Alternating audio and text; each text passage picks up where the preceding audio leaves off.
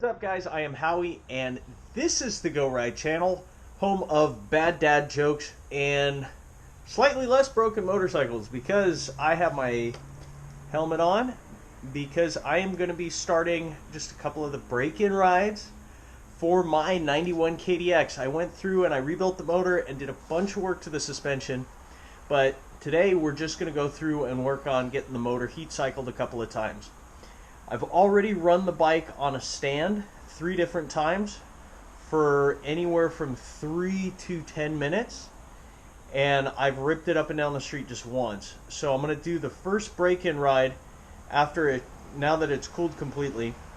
I'm going to go through and ride it for 5 minutes, varying the RPMs, the speeds, this and that, and then I'll bring it back in, shut it off, let it cool completely, and then we'll go through. We'll do a second ride, 10 minutes, same thing, a little bit more aggressive, let it cool completely, probably do a little nut and bolt check at that point, and then a third ride, 15 minutes in duration, and then we should be good to go. So with that, guys, I'm going to strap you on, and we're going to go for a rip. So as I'm cutting this video together, I want to issue a quick disclaimer. Everybody seems to have their own opinion. Some people have 2 opinions about how to break in a freshly rebuilt 2-stroke motor. My procedure is kind of derived from what I read on Wiseco's website, but if you have your own, do that. If you follow this to a T and you blow up your motor, it's not my fault. Now back to the video.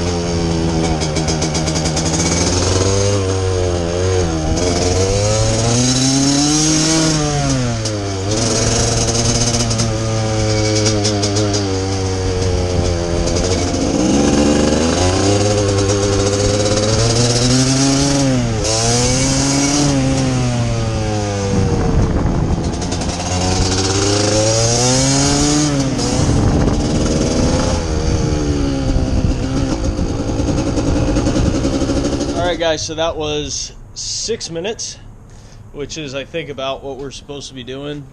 So now I'm going to go ahead and let it cool completely, and then I'll do a 10-minute ride, let it cool, maybe nut and bolt it, and then 15-minute ride, and we should be good to go. It rips. I'm really excited about it. This was definitely what the bike needed. Alright, just letting the bike warm up right now. I let it completely cool after that first ride, and now I'm ready to take it for rip number 2.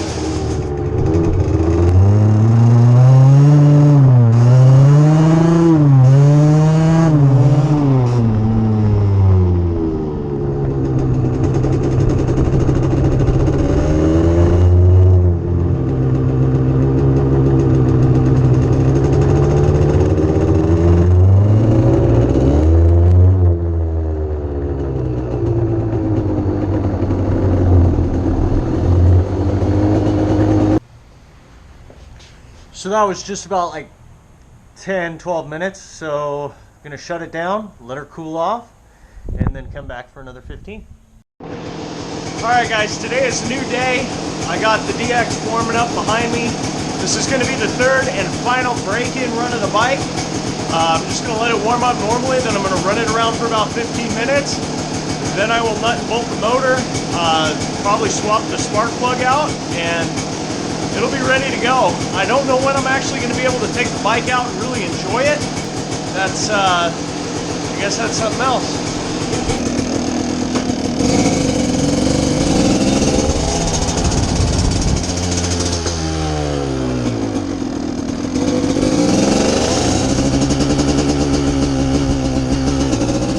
Alright guys, as I mentioned, that was a little bit, actually more than 15 minutes, but just final 15-minute ride. I'm going to let the bike cool completely, and then I'll go back and just check to make sure that, you know, everything on the motor's tight, and nut and bolt a few things. Going to probably top up the coolant. Gonna check the transmission oil. It is still leaking from the countershaft seal, and then also I think where the shifter is, just little leaks there. Nothing major, nothing worse than it was before. Like I said, I've never been able to get that to seal. So, but otherwise, bike's pulling really well. I think I got a good break in on it, and I'm really excited to actually get this thing out on the trail. I'm not sure when I'm going to be able to do that. You know, obviously right now we're under a shelter-in-place order, and then I've got a little one coming literally any day now. So, with that, guys, hopefully you got a little more freedom wherever you are than I do right now, or when you're watching this, this is all hopefully blown over. But get out there, go ride.